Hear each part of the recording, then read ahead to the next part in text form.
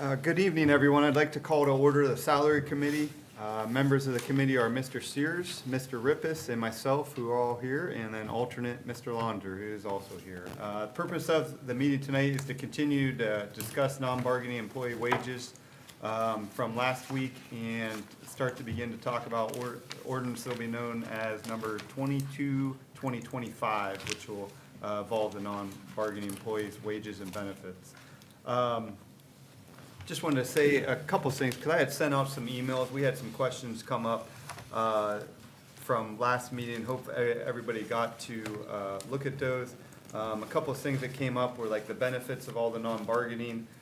Mainly were like things like holiday pay, which all have the same. Insurance, which are also all the same. And then the vacation one was the one where there was all of them have the elected officials, employees under prosecutor's office are salary and do not fall under the vacation, which is in the handbook. But everybody else have the same except for the fire chief, who I believe it's per a previous ordinance number 2013 that he got different benefits on that. So that answers, I think it was Councilman Sears that asked that question on those benefits. Also, the question was asked about the percentages of how everybody's paid, which I did a spreadsheet for everybody so they could see how everybody was paid. Like as example, and this is just because the service director was very first one, you saw like he was 75% general fund, 6% sanitation, 11% water, 8% sewer, and then you could look through that entire list and see where each person was paid, so everybody had an idea of that. Also, I know the mayor, service director, myself met with our representative from Ray and Associates to look into, this was last Friday, on if those percentages can be changed. And I know that'll be going forward, some of those percentages could be looked at. And it's hopeful that this will be an attachment on the budget every year, so everybody has this free, so it's easier for council to know and for transparency, so we don't have to ask for that. Did I answer that correctly, Mayor, on the meeting? Yeah. So that'll be something that'll hopefully be added to the budget, so you guys know going forward where that is, so you don't have to go and try to find that, and if there would be any changes in the future, those would be reflected on that. So now, obviously, we had a great discussion 2 Mondays ago, and I'm assuming we'll have a great discussion again tonight. I had the law director draw this up in ordinance, just so everybody kind of had an idea of where we would be. We probably will not move to add this to the agenda tonight because the auditor continues to work through some budgets. We'll probably wait 2 more weeks before we take action on this, but I want to discuss it and see if we have any changes. Obviously, if my committee has a different opinion on that, they can make a motion for that to add it, but I think we're going to try to hold off just to be fully transparent in our discussions tonight. So 2 things were in here. So last week, all we really did was kind of were a little over the place, but we talked about the salary adjustments. But one thing we did not get to was the increase in insurance premiums, which were built into the union contracts. That we will be looking at building into this ordinance if we were to do raises. It's my belief if we do not give raises, I would not be inclined to increase insurance premiums. That's just my belief with that. So I'm putting these in here together, and I would not move to, if we decide not to do raises, to do these insurance increases. But what you see in here is year 1, it would go from 5% to 6.5%, which would be the beginning of calendar year 2026. And then also in calendar beginning in 2027, it would go to 8%. So that would go from 5% to 6.5% next year, 8% the year after, and then I have no action for year 3 to stay at 8%. What we have built in are wage increases for 2026, 27, and 28, which I know I sent you guys attachments because if you remember last year, we changed all these things. I went ahead and changed all these things over to hourly because they were salary, but everybody on this list that's listed as the hourly employees are actually hourly employees, and we found some typos last year. So I did I sent this out, and I have it attached for council with it, because I know everybody likes to know how much is that a year. So that's why I have that attached for you, so you can see that yearly amount. As for the salary people, they are yearly, and me being very anal in numbers, I have to have them end in zeros. So you'll notice, like, there was some that ended at $139.94 or $706.74. Everything ends in, zeros now, for salaried employees. That's just how my brain works. So if they get an extra $12 because of that, or less, $12 less, then I apologize to those employees, but I have to have them, from my mind, on salaries to end in zeros. So you'll see that in there, and we can go down. Obviously, you guys have had time to review these. I don't know that I want to go down through every single position per se, but I do want to get this started by opening it up to my committee for additional questions. We continue, I know Heather continues to work for the budgeting process, and we know that this is going to be a tough budget process, and we're going to have everybody looking at every item, looking at places to cut. I believe you have all of your budgets, temporary budgets in but one right now. Is that correct, Auditor? Yes, well, two departments, yes. Okay. Well, hopefully she gets those, because I know you were hoping to have those in the end of October for sure. So hopefully whoever those departments are can actually take the time to get those done and get those to the auditor, so we can continue to try to move forward with those numbers. I probably forgot that I wanted to say something, and if I think about it, I'll say it again, but I do want to open it up to my salary committee to see if they have any questions on the insurance premiums or the raises that are stated per ordinance number 2025.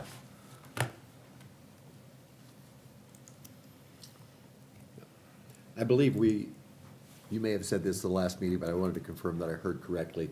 The 6.5, 8, and 8 is kind of in keeping with the percentage of increase that we did. With the union. Yeah. So I believe the union. Because they went- started at a higher base. Yes.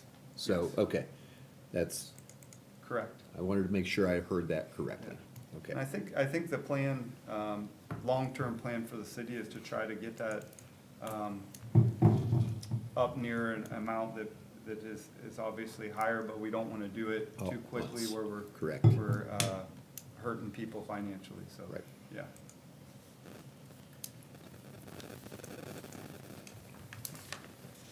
Yeah, I guess I want to say thank you for putting all this effort and detail into it. You've created some spreadsheets that I can read and understand, and I don't have to hurt my brain looking at them. The one, I guess, it's not listed in here. I guess I just want to make sure everybody saw it because it's in one of the attachments where you broke out the cost, the 2026 cost, and then the percentage of that's to the general fund versus the percentage that, so that's. I actually, that was one thing I wanted to state, so thank you. I knew I'd forget something. So, so I had sent that out, and the auditor sent a great response, and I appreciate her sending that. So I did go a little bit further, because, we're looking at what impact it has. When I say the general fund, the auditor is exactly right. Basically, everything's general fund that's not the enterprise funds. So I did go a little bit further. So I had the amount that I'd send you guys, the total cost of the general fund was $35,679.13. This is for 2026 only. So I did go further and just take the ones that were not out of the enterprise, and that was, so this is total $48,690.70 out of the $103,842 increase. And keep in mind, when we did those, the reason is you'll see a drastic change is because a lot of those salary adjustments were to enterprise funds. So like when you think, that's a wide range, but that's why, because a lot of those salary adjustments, which were the larger percentages, came out of that. So it'd be just under 50 grand for 2026 on all the funds that are not enterprise funds. So thanks for bringing that back up. So.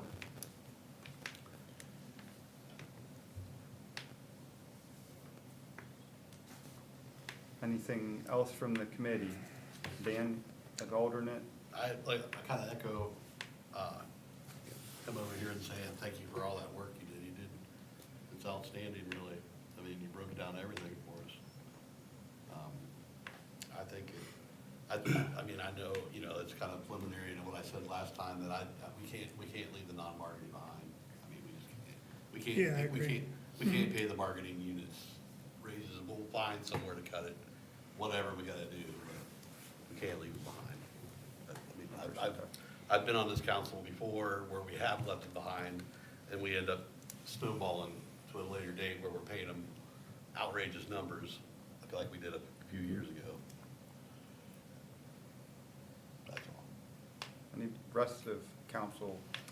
I just had a Oh, question, sorry. I guess maybe a bit more for the service director, or the mayor, I guess maybe. So in a situation or a position where it's an assistant position, does the manager of that assistant position have any input on, you know, what they think their subordinate should be making?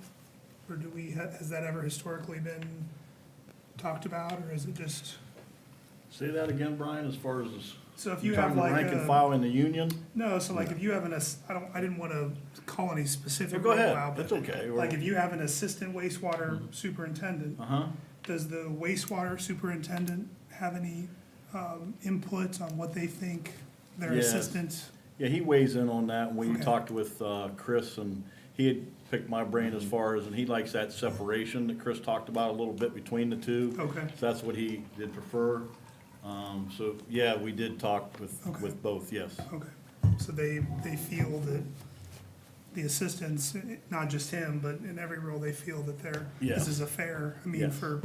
obviously, we'd love to give everybody, 10% raises, but I mean, with Yes. what we have to work with, Right, they yes. feel like the person's doing a good job. Okay.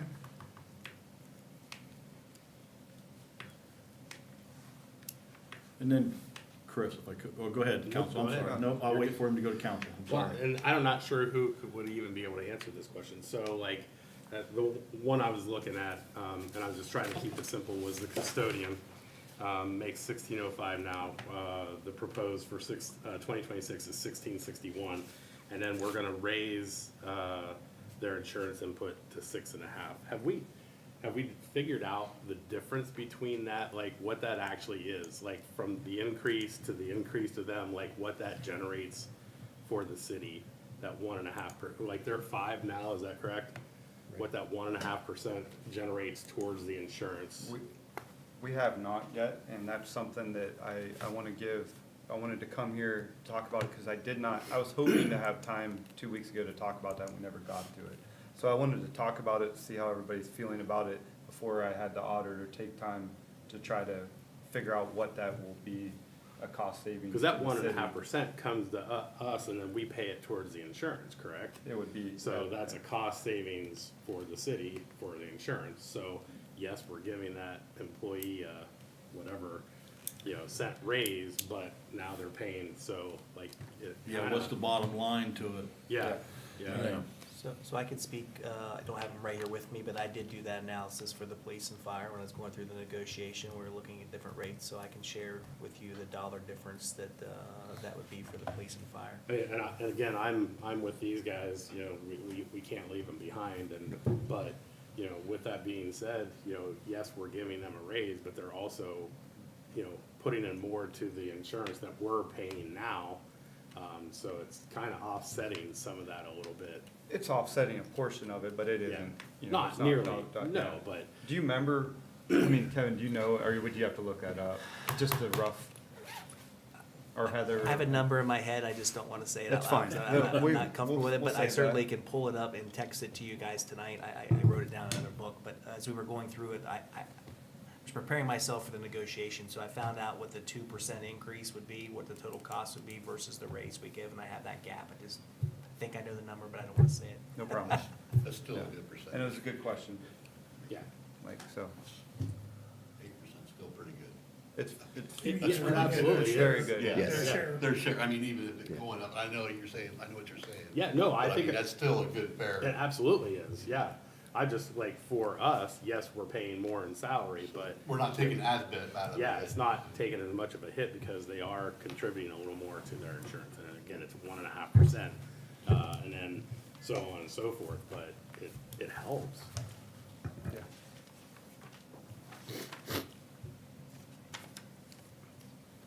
Go ahead. I too want to thank you for all your work on this. It's been pretty clear. And as I emailed you, I felt that wage adjustments are the same as raises. And that's been my experience personally in the past with my husband, not myself. But, so that was my one consideration.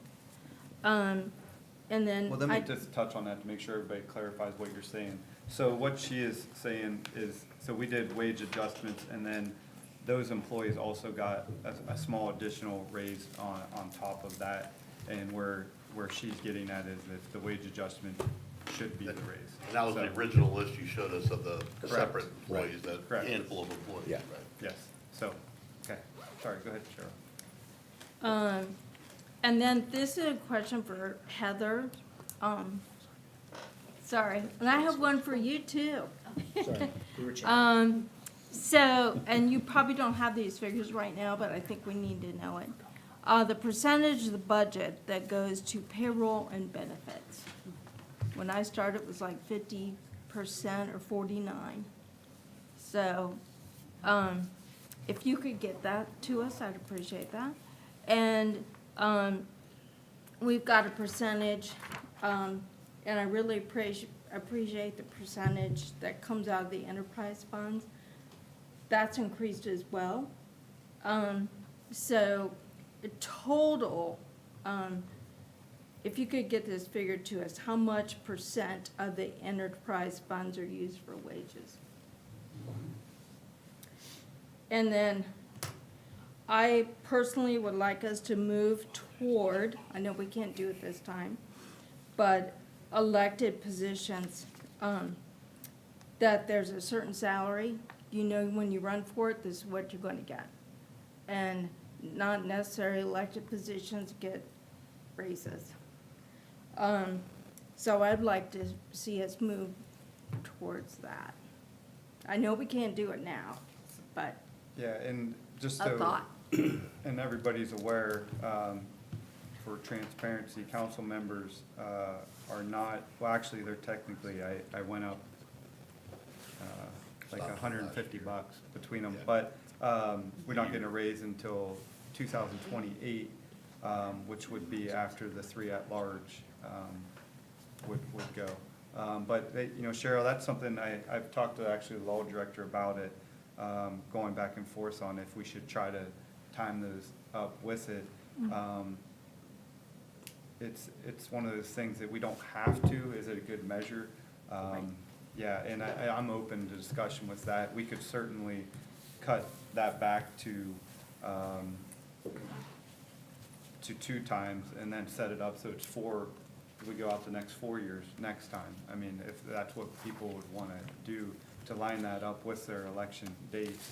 I've seen places where they actually break them all out, so the 4 wards and treasurer were up this time, and they'll have them just on a wage scale, and then the at-large would be on with the mayor, the auditor, and the law director, and I believe I didn't forget anybody there, would be up on another one, and that would be 4 years. They do it that way, but there was like, we don't have to do it that way. I know, talking to the law director, we don't have to, but it is a general way of looking at it. Yeah. I think it is, as minuscule, it's not like it's a big raise, it's not like we're gonna, the council. Oh, no, I I think don't she's think talking that's more what about I'm the mayor, law talking director, about. and auditor, Okay. I would I assume. think I'm talking about if you're, your elected position and you get for, say, just off the top of my head, for, mayor, you get $115,000, that's what you get, you're mayor.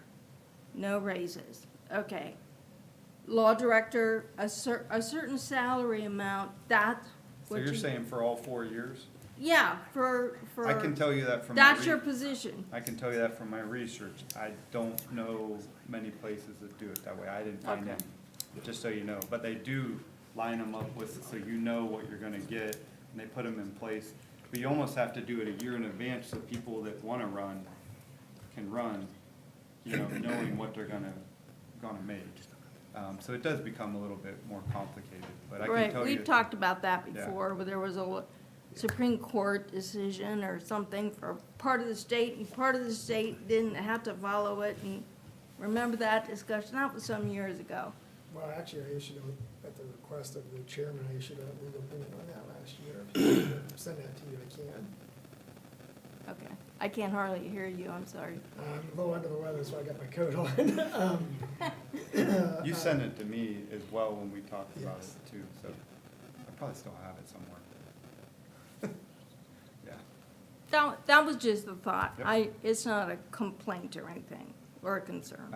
I literally, last year when I was doing all this, I had the conversation with the law director about this exact same thing, for that same reason, Cheryl, so, Okay. yep. Yeah. And I had one more question for Mr. Milligan. Okay, why do we have an assistant fire chief, and is that position needed?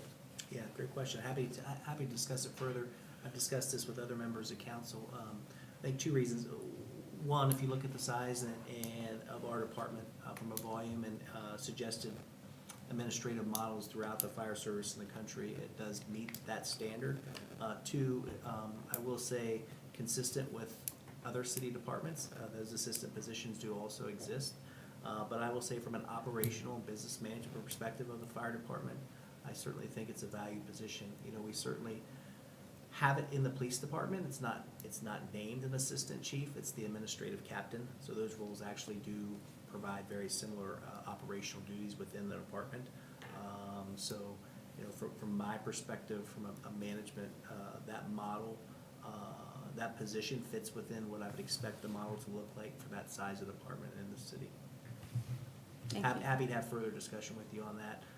You know, certainly some of the things that we've talked about in both departments, as we begin to look at the structures of our department looking forward, we'll certainly also look at the leadership structure, you know, from an administrative perspective, to make sure we have the appropriate model in place. From an operational perspective and a fiscal perspective. And just one more comment. I'm not against raises, you know, and being also in line with the unions, because I've worked in places where you get less than the union because you're not in that unit. So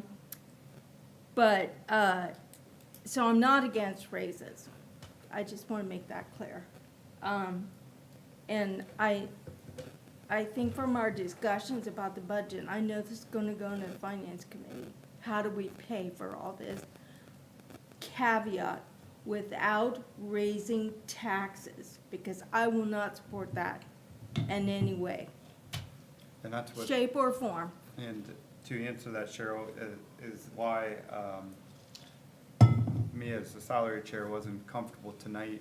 I wanted to get this, to get it talking, but I don't think, we're not gonna move it to the agenda tonight to try to give us that 2 extra weeks, because Heather is still trying to collect a couple budgets, and we can work these numbers in and see how we can pay for it or not.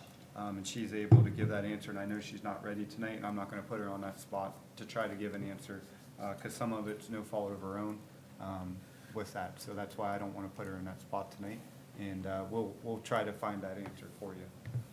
Okay, Okay. thank you. Yep, service director, so we can get your question, cause I know you had one earlier, Oh, if you remember it. Yeah, oh, I remember it.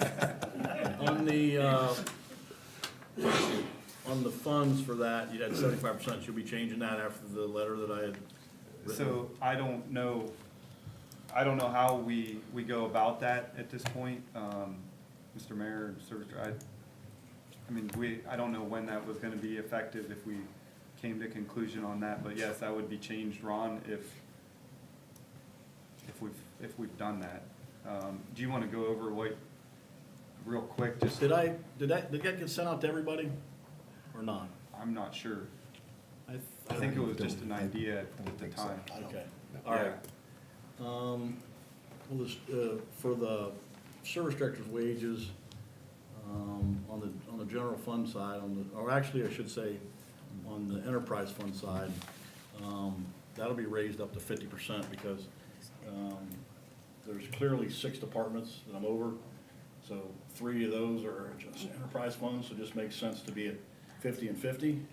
So it'll be a 19 water, 19 wastewater, and 12 on the sanitation. And that was your assistant as well. Yeah, and then my Yeah. assistant also, because, which is John Lee, so she's right with me, works hand in hand, just makes sense. And again, it's not a far stretch because there's 6 total departments, so I could probably dip into more, but it's a clear 50-50 with no harm, no foul type of thing. You know what I mean? yeah, I heard, he said that Ray and Associates. Yeah, and then, yeah, we talked with Derek just the other day on Friday. I had actually asked a question, it was good, that Heather actually said she was already looking into it before, I actually asked a question, she was already looking into it, so. Yeah. And, we believe we're fine doing that for sure on Ron's. It's very promising, because I thought we were at the limits, I thought Beth already No, was. Yeah. no, not according to Derek, and Derek said, as a matter of fact, that, if we did it in this year, we could retro back my pay and then also, John Lee's pay, Yeah. so. So we can adjust that we'll find that out in the next 2 weeks probably for sure, if that's gonna happen. So again, I know I'm coming to the end of my time, I just wanna make sure there's no one in the public that wanna make any comments on it that's here tonight. Anybody else in the administration team can say anything? Okay, so, again, I don't really wanna take any action tonight. But I will ask, is there any action to be taken tonight? Because just want to make sure my committee agrees. I would say, Yes, We- okay, so. Yeah. No action, I yes. will be scheduling another meeting in 2 weeks. I will get with you on the time exactly, Julie. So I think this is very important to continue to have these conversations. I mean, the union contracts took like a year, so I fully expect these to be good conversations. And I want to continue to have these, and that's why I'm having them, so everybody has time to think and read everything over the course of 2 weeks. And we'll definitely come back and we'll talk some more about this. This is a big thing. I mean, no matter what happens, we're talking about people's money, and people are our biggest expense, but they're also our most important thing we have in the city is our people. And Absolutely. Yeah. and I'm in a spot that no matter what I do, I don't pay them enough, and a lot of citizens in this You pay 'em city too think I much. paid them too much. So I'm a loser no matter what. But I appreciate everybody's input. And, Good leadership. huh? Yeah. So I'll ask for a motion to adjourn. thanks again for keeping us so well informed on this stuff and including us in those conversations. And with that, I would move that we adjourn. Moved. 6:13.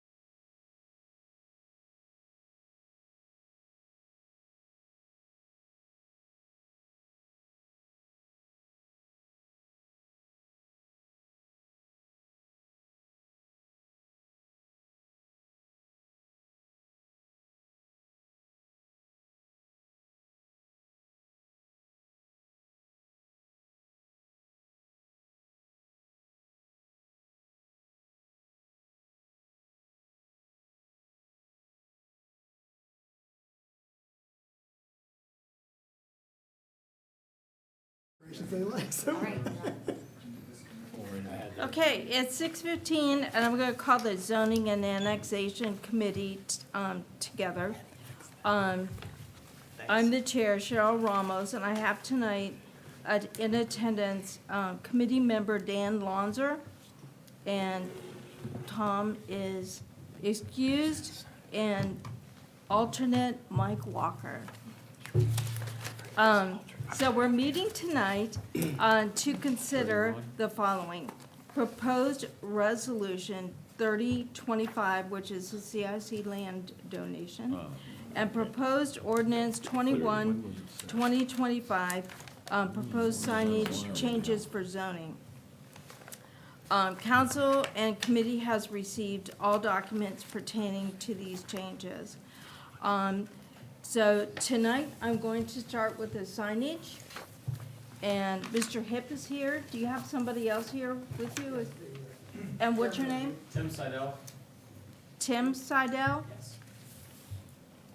You guys are gonna speak, just go to the podium. That dude just records, it doesn't amplify. Yeah, so I'm going to have what we have here is changes to signage, recommended changes by the Design Review Board. And I see the code administrators here, Josh Mathias, thank you. And Mr. Hip, would you mind explaining the changes and why we need them? Everybody's gotten these changes. Okay, thank you. First of all, we're not changing the ordinance. What we're doing is, we've already changed the ordinance concerning signs and authorizing the design board to come up with some proposed guidelines for signs. So what we're considering now is guidelines for signs within the downtown district. Now, what was sent, I sent copies of the original proposal to all the council members so they could see what was coming. There's been a slight change to that, in that there's no reference any longer for window signs, because according to your ordinance, window signs don't need a certificate of appropriateness. But on the remainder of the recommendations, the idea here is to get some sort of organized general appearance of signs in downtown. You're already governing by your current zoning ordinance the signs, where signs can be located.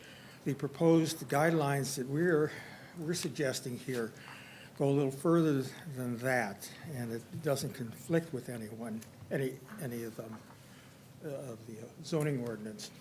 And the first paragraph proposed here says that it supplements the current zoning ordinance, and any provisions of the zoning ordinance that are contrary to these recommendation sections, the zoning ordinance complies.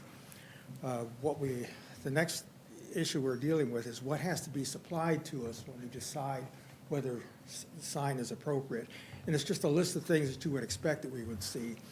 The name and address of the building and the owner, the address where the sign is going to be placed, diagram or a plan of the sign before it's approved, colors to be used, the method of installation, method of illumination, and a diagram on the building where the sign will be installed and when it would be done. This encourages the design to be made by, or prepared by professional design companies, and I think we generally see that anyway. It's a local sign company that comes up with the plans. The idea here is the signs should not cover up any of the architectural features of the building, such as windows, doors, window moldings, whatever might be original on the building shouldn't be covered up with the signs. There are provisions here, suggestions that if it's a historic sign that's been in use for a long, long time, there's some consideration to be given to that, whether those kind of signs can be preserved. I'm not sure there are any like that downtown any longer. We talked about signs and what they should be composed of as far as materials. kind of trying to eliminate flimsy signs that don't look very well for very long. We're talking about the messages on signs, and this is something that we noticed when a new sign was proposed and actually put up at the Hispanic store on North Broadway. The sign was, first of all, too big. In addition, they had, and I'm not being critical of any of the Hispanic businesses, it's just the way the sign was prepared. It had the name of the business. After that, it had almost every service that the business could provide, and it was unreadable unless you stopped and spent a lot of time looking at it. If you're driving by in a car, you couldn't see anything about what that sign says. The idea here is we would require the signs to be constructed and lettered, so you should read it from the street as well as the sidewalks, so we don't have any problem with traffic. Signs would also provide a space for description of what the store is. If it's a grocery store, name of the business, the grocery store underneath it, that would be sufficient to be able to read and also describe what kind of business it is. If there are multiple businesses in a building, we'd like to see that all of the signs on that building are at least consistent. There's a suggestion that we have no more than 3 colors on a sign, and that's one thing that will make it easier to read. The colors, the background should be kind of a muted color with the lettering to be such that it can contrast enough with the background so it can be read. Logos can be put on the signs so long as they're not essentially the whole sign. And all these are guidelines for the design board. When we look at the applications, we can we have some leeway a little bit based on circumstances, just as you have some leeway in determining variances. Is there good reason for making some decision other than what's suggested? And as I said, these are all suggestions to us to guide what we're doing. And even though it's in the form, or the law director sent you in the form of an ordinance, it's one of those ordinances that give us a lot of authority and leeway in trying to come up with signs that are appropriate for downtown. So, I'm not sure how short that was, but that's what we're trying to cover. Yes? So I understand on a sign not listing everything that's available, Yeah. because you can't read it when you're driving by. Are then people on the glass, on the frontage of the store can they list what services they have? Yeah, and if you look at your current ordinance on window signs, there's no real restrictions on those, except for some reason it was written so that you can't cover up more than 75% of the window. That seems a little high to me, but that's what your ordinance has. So if there's services, phone numbers, email addresses, or websites, those can be put on a window sign. So, You can replace that sign that you're talking about. yeah. So that information is important. We don't want to prevent business owners from letting people know what's actually in that store. So this particular sign that you're talking about, and I'm sure there are more, but I know the one you're referencing. Is it grandfathered in then, or does this, Marvin, maybe this question for you, can I go back to address that sign, Well, or how does that work? These would be conditional uses, and they're treated right now the same as any pre-existing uses, not conditional uses, but grandfathered in as something that's already in existence. Any signs that are there now, according to the ordinance, are grandfathered in. Now, it's possible to do something different. The ordinance doesn't allow it. You can eventually phase out signs. We have a hard time doing that with buildings, but signs are a little bit different. As I say, you can't do that now. The ordinance doesn't provide for it. It's possible to do that.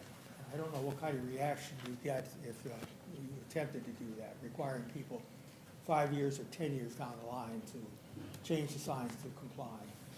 So The particular sign that we're talking about, yeah, is coming down anyway because it was already too big for the space. It's stuck up above, so when it comes down, they'll have to have another certificate of appropriateness issued to put it back up. So that'll resolve itself. It violated the city's zoning ordinances. So That we it's have been already. removed. They Okay. removed it a couple weeks ago.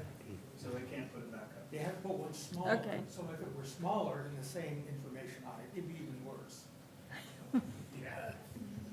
So that store right there has, if I recall correctly, frequently changed hands and types of businesses, correct?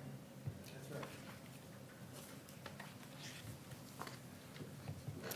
right. So do you feel this ordinance as written covers you guys' needs? It does at this point, and try to come up with the kind of problems we're gonna look at based on what we've already seen. I will tell you that we're gonna be limited to those guidelines, just like your zoning ordinance. We're probably gonna find situations where it may not be appropriate to go strictly by the guidelines, and that's why they're called guidelines rather than specific demands, to do it this way. So we may wind up coming back and say, here's a problem that nobody thought about. And I can tell you with signs, people are real inventive out there. They can come up with something here around the requirements pretty easily. So we'll have to see how things go.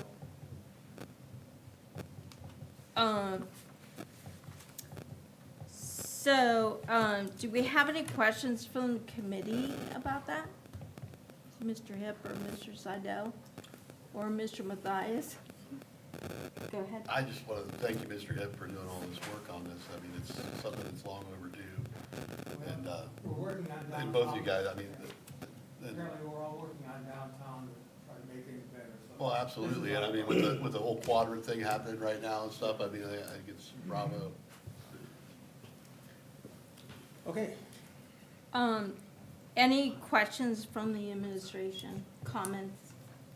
Want to add to that? Just, yeah, I mean, I'm happy that the board wants to have these guidelines adopted, because the whole idea here is to bring uniformity to our downtown. That it has a, attractive look, and it fits in with the architecture of our downtown. So that's what we're trying to achieve here.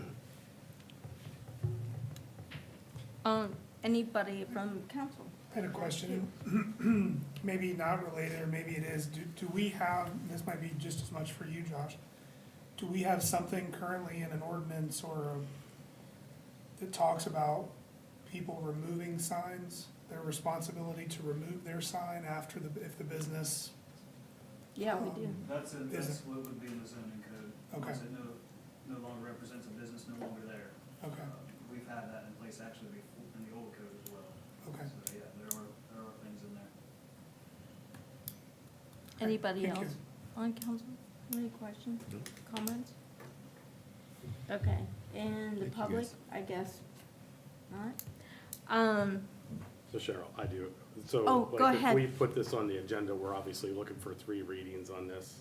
Well, I'm kind of thinking, Joel, maybe you can help me here, that you guys want this ASAP.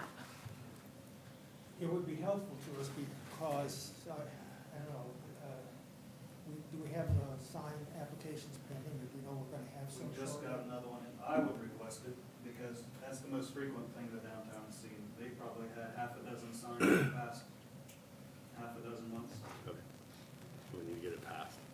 and this is a step. And We have enough here to suspend rules. Yes. they've already been working on it, I think, since the last time they were here. Okay. Yeah, the last time we gave them, change the Right. ordinance to give them permission to do this. Right. We've been working on this, several years? Yeah. Ever since we formed the board. Definitely better do We're it. cleaning up something that was already in place, the board's already, has been in place for years. It just never had any clear guidelines or any. No teeth. We've Right. just distilled it down to where we can actually work with it and implement it, to the public. And like Josh said, that's kind of the quickest thing that happens when a business comes in. they wanna get their sign up, and it'll allow us to approve or make changes to their applications quickly so that they can get in business and go about what they wanna get done. One other thing is, we intend to make sure the sign companies are going to get this first, or early on here, so they aren't designing signs that aren't going to be sufficient to apply. So, we have one major sign company, that we know Yeah, of. just so everybody knows, that's a great point that Dave's making. That's what's happening a lot. They're going to the sign people, they're designing it, and then they come in and throw something on Josh. And it's like, they need to be the first ones to say, hey, and then they'll go out to him, Josh will go out to him and say, this is where you need to stay within these bumpers, you know what I mean? Sure. This is where you gotta stay. Then the mayor's point with the consistency and cohesiveness, that's what we're asking for downtown. Start to get something that looks and stays the same downtown. Like any of the cities that you see are revitalizing, like Worcester and different ones, you know? That's all we're trying to do, is trying to get some, so it's not a bunch of mismatch type of items. So that's truly all we're trying to do. And these guys have done a great job. Once this gets passed, there's other things we're working on. So, I mean, they're doing good things, and it's all to take New Philadelphia's character, protect it, and keep it looking nice moving forward. So that's, I would recommend we pass it tonight. Sure, what is that ordinance number? So, what I would, 21. what I would like to see is passed on emergency tonight, and, because of the situation, and we have enough people here to suspend rules. So I need a motion. I'll make that motion. 31, Mike. I'll second that. Yeah.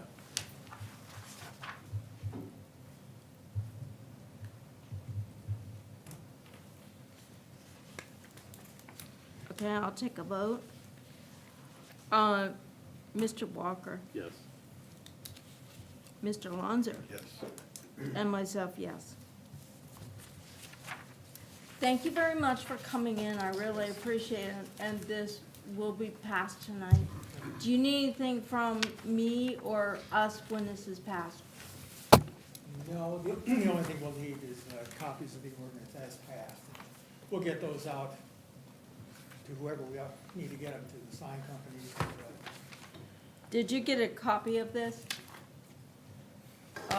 Ordinance 3125? Yeah, I had sent our recommendations to the law directors and then put it in the form of an ordinance and numbered it. That's what you've done. Hey, Dave, 21, could you 25. Is that what let I Julie said? know your email? So 31. when she gets the signed copy, she can send it straight to you? Okay, the The one email I have is attached D. here is 20. David, yeah, H-I-D, I don't know what that one is, it's 3120. at msn.com. Okay, DHIPP300@msn.com. Right, All right, I'll get that sent over to you tonight. thanks.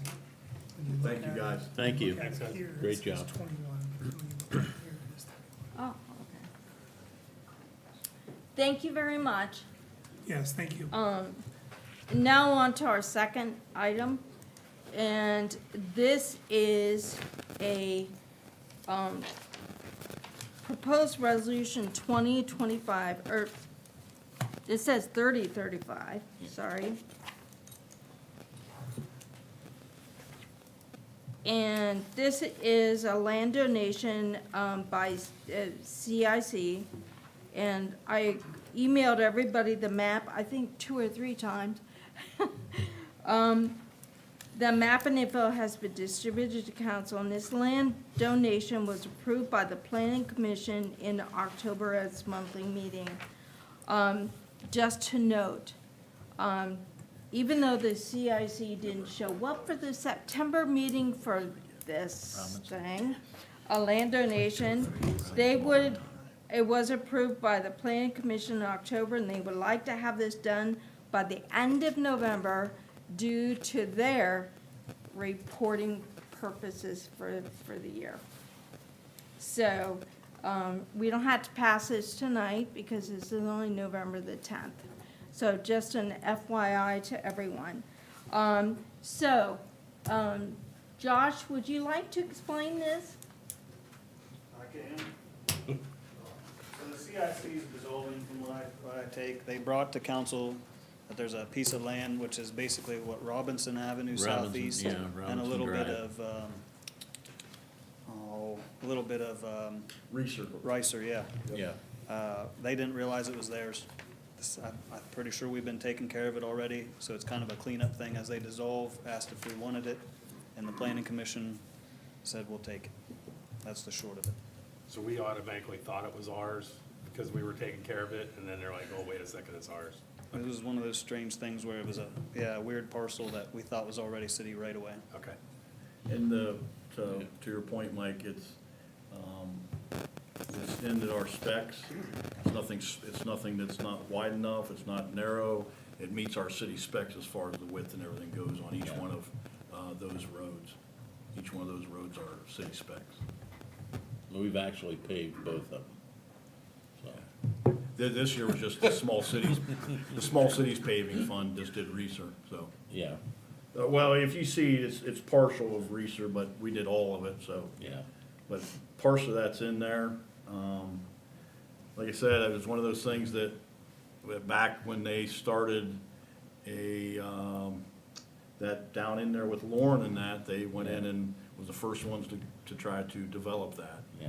And so we, like I say, it just, with them dissolving, they need to have it, basically out of their name too, but this is one of them ones that they dissolve, we're gonna get it anyways, Right.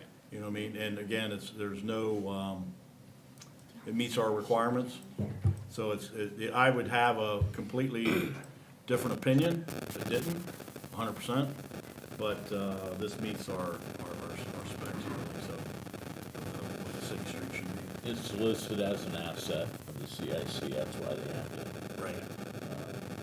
donate it to the city, so it's no longer an asset as they go through the dissolution process. And in all reality, it probably was meant to come to us anyways. This was missing back in the day. Well, the Cleaning it up. CIC actually created the industrial park, Okay. so this is just a remnant of that. Thank you. Any more questions from the committee?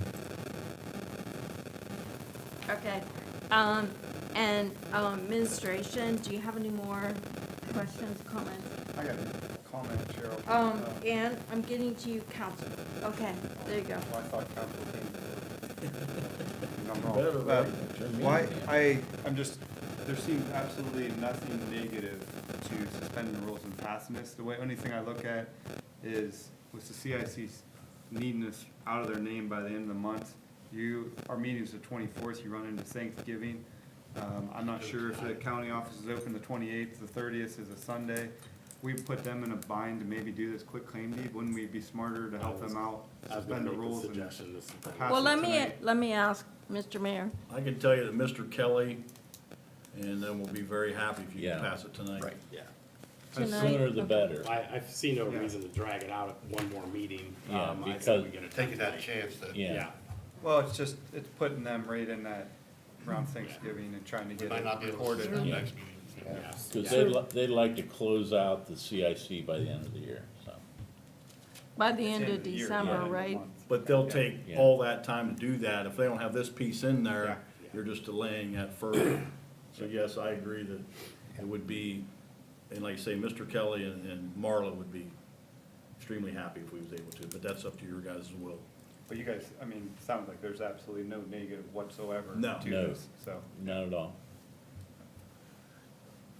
Go Mr. ahead, Service Brian. Director. Yes, sir. Are there utilities that are already Yes, ours that yes. are along that street? Yes, as a matter of fact, if you look at that, Brian, I'm glad you brought that up, Mr. Sears, because if you look back in through there, and the one that runs behind the jail, back to County Home, back through there, I believe that was put in originally because we have a lift station back in there. See how it goes off, it's really not on the road part, in the Yeah. blue? We have a lift station back there, and I think they gave us the right of way or whatever to get back to that Okay. lift station, there's a lift station back in there, so yeah. So there's no surprises No. there where, I guess that's where my head goes. I just don't want to assume any surprises. No, no. Okay, Yep. thank you. You're There's welcome. a lift station back in there. Yeah. I worked at Shunbrad, I remember it back then. Yeah, you see what I'm saying? Yeah. Yep, it runs it's from the nursing home, that's what that's about, Mhm. yep. Any comments from the public? And Josh, do you have anything else to add? No. Okay.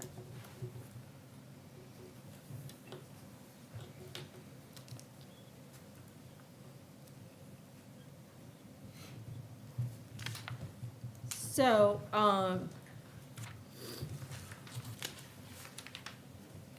I move that we add proposed ordinance, is this ordinance? Resolution. Resolution 30, 2025 to the next agenda and ask for suspension of the rules. I'll second that.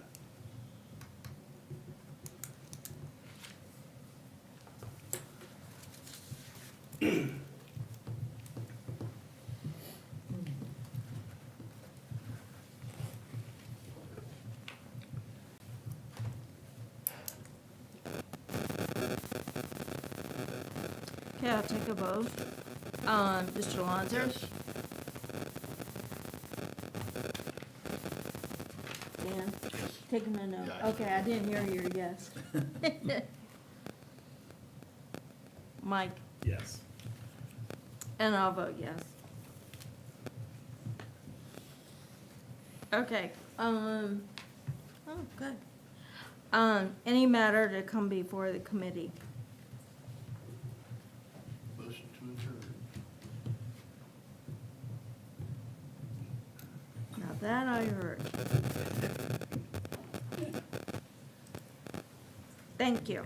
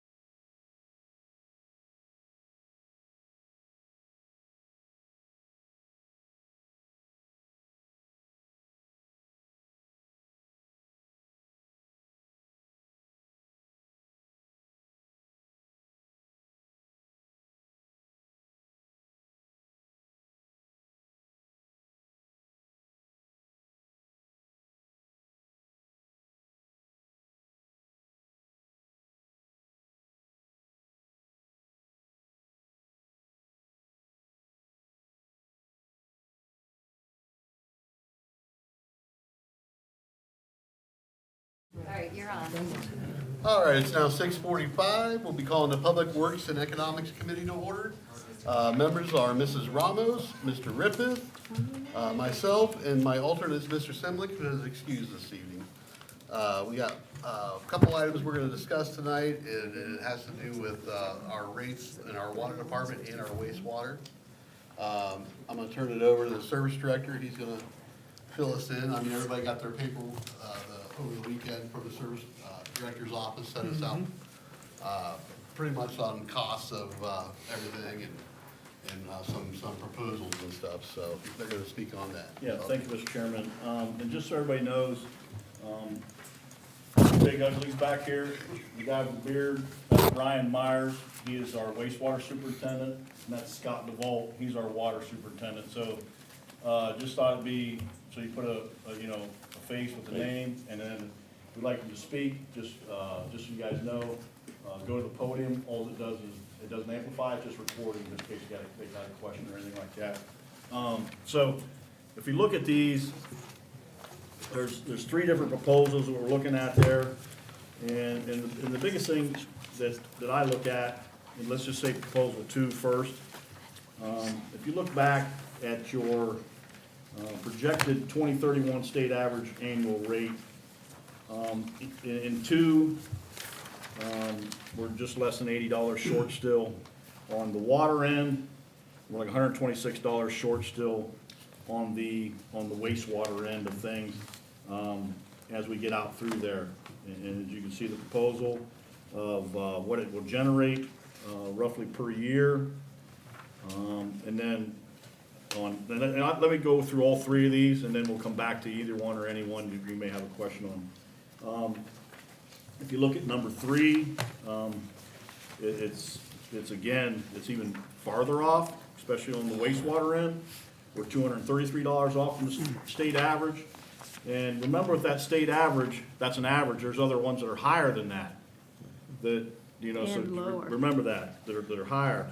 And then on the water department end, on 3 is just over $80 short of the state average when we get up to the 2031 date.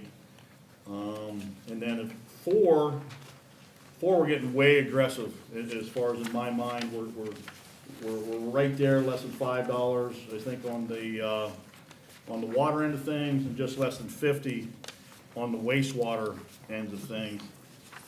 The last rate proposal, the rate increase that we did, Scott helped me out, was it a 12 to start off, and then 3.5 through 3, 3.5 through, right in that area is what we did. We did a big one to start, and we ended up where we are now, to where 3s, I don't know that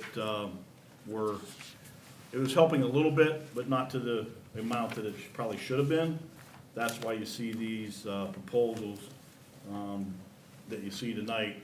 And then also, I just had these guys jot down a few things. If you look in did everybody get the material cost comparison from 20 to 25? The stuff that we, probably the water line there, the 4, 6, 8, 12, that's our biggest items. You see those are all 45% increases over that time. You got your valve boxes, curb boxes. Valve boxes, curb boxes are a big item too. That's on the daily or the weekly for sure. Copper horns. Compression fittings, 3/4, if you look at Mueller. So it's all in the 40% increase range. And then in the wastewater, Brian had a chance in the past, looked at blowers for the aeration. We replaced that last, it was $54,000. Now we got it about $90,000. We just put a blower in the aeration. Had the opportunity for the trailer pump. The last one we got was $60,000. Now it's $100,000. There's big type, and no, we just did the raw pump. That's $60,000 to $100,000. So everything that is increased, and we'd just like to add with that, it hasn't been from a lack of grants. In the last 10 years, we've got almost $10 million in grants been brought in, and we've been aggressive with the type of work we need to do. We'd like to keep that aggressiveness, to continue to get rid of some of this, especially in the water department, some of the old 2-inch. I've said it many times here that you dig down on that, you look at it, it starts leaking. You know, maybe you try to do one piece and you're chasing it from here to across the alley until you finally find a good Old piece. that you can- infrastructure. Yeah, it's just old. I mean, some of the stuff's over 100 years old, so I think it's time. But those are just some of the things that, in quick comparisons, we can do a deeper dive on other things, but those are the stuff that we do a lot of on the daily as far as items that we use quite a bit throughout the year. I believe Scott or Brian want to add anything to that? Did I miss anything, or? So this really relates a lot to the material costs. We don't even get into the service costs anymore. Service costs are going through the roof, also for installation, and everybody knows if you're calling a plumber or electrician, you're waiting and you're paying for them to come do that service. So we're just seeing significant, costs going up over the last few years here. And, Another thing I wanted to add is, on the water department, or the water plant end of things, with the rates that we're at, they wanna see that you're doing your own, they wanna see you're standing on your own 2 feet before they give you a WSLRA loan, is that what it is? Yeah, so Right. we'd love to do a plant rehabilitation, it needs it, it's gonna come to that. Well, we can't go out and get the loan because they're not saying, you're trying to do everything you can to afford your own system. Probably because the carrier The will be rates, dwindling. the rates are low. We're not The keeping rates up are with low, so they're gonna be like, Yeah. you gotta stand on your own 2 feet before you come to us and ask for money, really is what it amounts to. So that's just part of that equation also. I think in the wastewater plant, we just did a upgrade probably about 22 years ago. We're actually pretty good there, but it's not a bad idea to, if we can, stuff is starting to have to be rehabbed. We're doing a clarifier, this year. If you look at the grit building we just did, that's almost $700,000. So, it's, nothing's getting any cheaper, as we all know. But this is just some of the items that we have. So if the mayor would like to add anything, but any of those proposals, I mean, after I talked with, Scott and Brian, we'd like to lean on 2. But again, I'm willing to talk to about all these, but I think the one's aggressive, I think 2's reasonable. And when we talked about it, the rates, the only ones that will increase are the larger, but for the most part, this hits just about 60% of our users is what that is as far as on that low end, as far as because of the cubic feet and what we use, so. But anyways, I'm willing to take any questions or. Mr. Service Director, I know doing this before and stuff, I mean, do you think, I know you said 4 is aggressive, but you're comfortable with 2? I mean, I think can, that's- only the conversations that we've had, we believe that we can make it out to 2031 and we can have this conversation again, I believe. Because, if you look at the numbers that are there, that are bare, I just want to make sure I gave you guys a few options. and for other council that's do not, I mean, when we did the last analysis the last time, we're way on the below average as far as cost. I mean, and if you talk to anybody, like I've got a friend that lives in Barnhill, and what they pay a month for water and sewer through the Twin City? Yeah, Twin City took Twin them over City. now. Yeah, like, Water, it's sewer district. it's incredibly more expensive than Yeah. ours. I mean, and for the service that we get and stuff, I mean, we're at a pretty good bargain right now. And I'm glad you asked that, Dan, because I believe that the last time I had a suggestion, but you guys thought, or the body thought that we better get a little more aggressive. So that's why I laid it all out there. Yeah. We live with it too, we will, but naturally, that when we get that, I mean, you guys are the experts, so I don't know, I think that's still reasonable at 2. I personally think so. Yeah, I think so too, and I think we could revisit this in 2031. I'm sure both these guys will be here. All right, is there Right, guys? questions from the committee? Planning on it. Mrs. Ramos? Okay. Anybody can answer this question, I think, you two guys. What is the, I hear that some equipment's breaking down, you have to replace it. What is the life of the equipment that you get, the expected life of some of this equipment that you have to buy? Or supplies? On my end, it's about 20 years. Our upgrade was in '03, and we're past that already, so stuff's starting to wear out Okay, as far as pumps and boilers. so do we have like a replacement chart?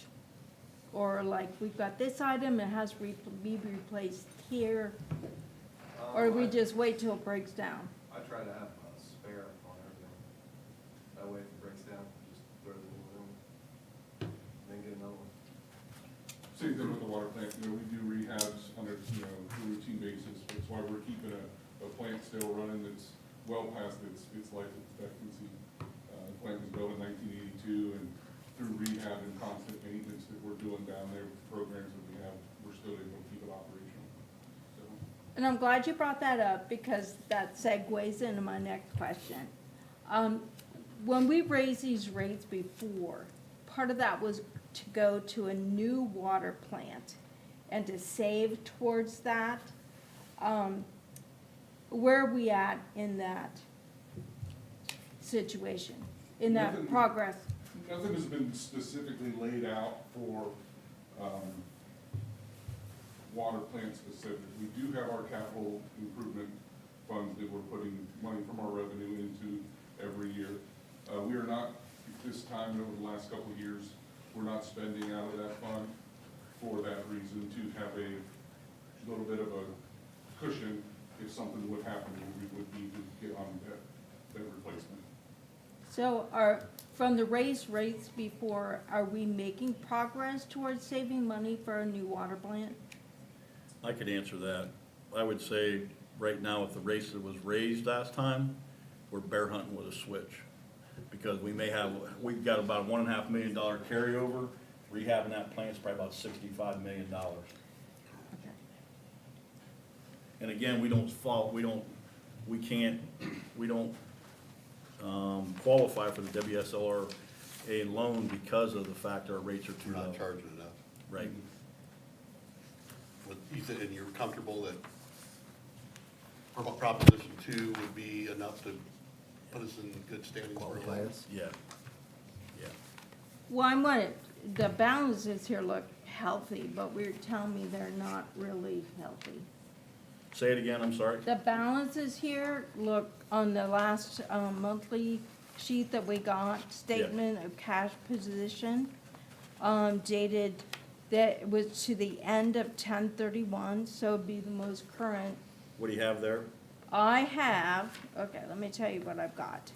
I have, for water improvement, Fund 314, I have a year-to-date balance of $378.58. And then, there is, sewer improvement fund 319, $29,408.43. Then there's 7-Eleven water operating,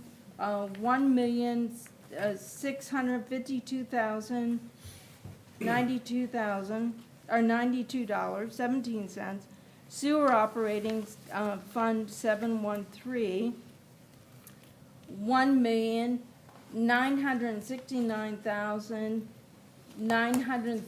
$1,969,930.06. So much for your zeros there. So that's what I have here.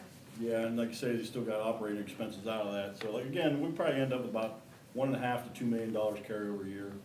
Not much to do anything. Each project, we just priced out a water line project up on Park $1.2 million. We're going for a $300,000 grant, so it's $800,000 out of that. money right there. Of course, those funds aren't gonna look so great if we get a lot of replacements in one Right. year. Right. Mr. Rippeth, do you have any questions?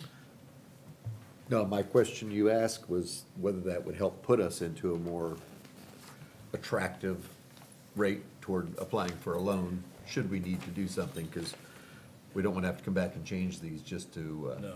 to become eligible, Like so I've to said speak. before, when we talked on the sanitation, you won't see me 3 years, like say, on this year in 2031, you won't see me ask again until 2031. You got that for sure. Members of council? Yes. Yeah, just a question, just obviously for the first time I'm doing it. If you set it now, is it, it's set in stone until 2031, or do you have the ability to go back and say something happens and we can change it or reduce it? Not that that's very likely, but if something would happen, if there's a windfall or something, you know, can you? Yeah, do you can that? always amend an ordinance. You could always amend an ordinance, yeah. Okay. Yeah, you could. Or a water plant goes on the brink and we need more money. Yeah, We that can could go- happen. Yeah, We could go yeah, back to. yeah, Yeah, Right. yeah, valid point, yeah, valid point. Yeah, it could go either way, I guess. No, I'm not trying to jinx you. Yeah, don't do that. Yeah, don't jinx me. At least till Don't jinx these 2031. guys. But yeah, you can amend an ordinance, yes. Like say there was a flush of money somehow, Brian, yeah, you could. Yes. Yes, Chris? So this is obviously a drastic increase. I mean, you're almost doubling it over the 6 years. So I kind of go where Cheryl was going. Do we have, it would be nice to know that a portion of this is going to a fund to sit for the oh crap moment. I mean, because right now it seems like it's all going to kind of the same pot. Is there a way to set up another account that this goes to the upgrades for water, something in the future, because we know that it's coming? I mean, or is this, or do you plan on this continuing just to go to the same place it goes now? I think you got the oh crap moment also out there underneath that blacktop, and we're trying to address them too. Yeah, at the same and time. I know oh crap moments come, Yeah. and that's why I just, But I'm saying, what we're trying to do even now, we're dealing with oh crap moments now that you're not seeing because, you know, just like right now, we have the big one underneath, Route 250 down there. That was all the time. I mean, constantly down there. So if we wanna try to do all the oh crap moments that are underneath the blacktop now and something, I'm gonna steer you towards 4, to be honest with you.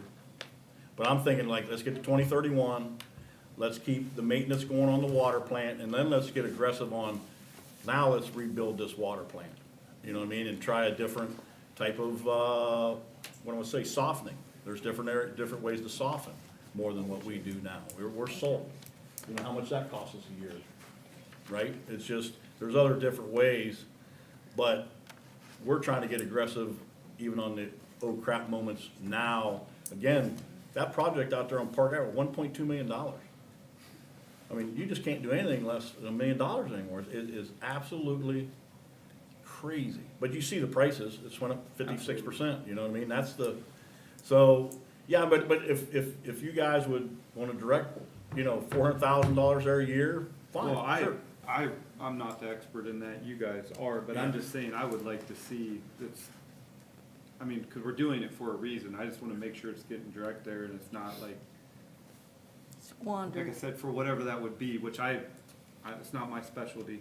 I don't work in the water, I don't work in the wastewater. Yeah. And I'm not saying I'm against this, I'm just saying I'd like to make sure, you know, it is going towards, I know we're already fixing them, but like this rainy day, like if a portion's going towards the water, Well, that might be dumb in my To comment answer here. your but question, a little yeah. bit for me, I don't know if I'm correct, but, I mean, we're already putting a good percentage into our master capital every year, in both wastewater and water department. So I mean, like that, what you're saying is like having a special fund just for, that's So what we that's are. going into the master capital, Master so maybe capital. we say to Yeah. increase that amount or whatever. Yeah. But Yeah. that's what I would just like to see if we did something to Sure. make sure we know where this increase is going. And it's specified that it's going there for X. Is it going into master capital? Well, which master capital, are you talking about the 437 master capital that, 314 and 319 are capital improvement, but it's not master Not master capital, but capital improvement. I Yeah, think. capital Sorry. improvement. Well, that's what I thought we were saving for the rainy day, but Yeah. it's been appropriated for next Is, year's what, budget. do you know off the top of your head, Heather, what the percentage is that goes into our capital improvement? I'm not sure. 7?